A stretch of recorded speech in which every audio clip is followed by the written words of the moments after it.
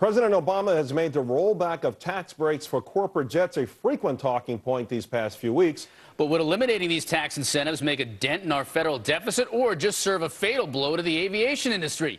In Kansas, for example, the president proposes that we increase taxes on those who own a business plane. This proposal would have a devastating impact upon the Wichita economy. According to the White House's own numbers, ending the corporate jet perk, for example, would raise only $3 billion.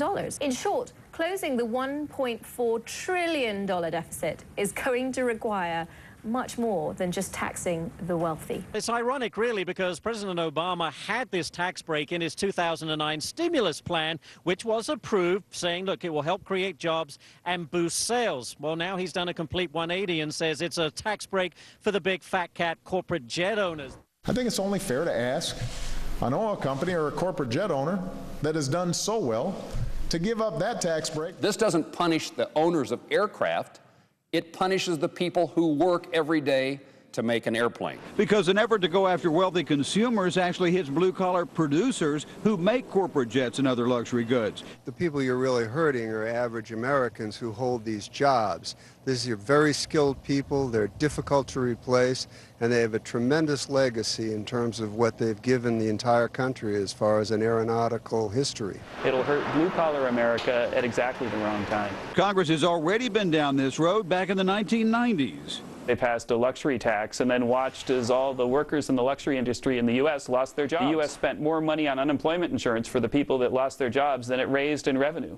And because of that, Congress repealed it. But the lessons of the 90s are clear.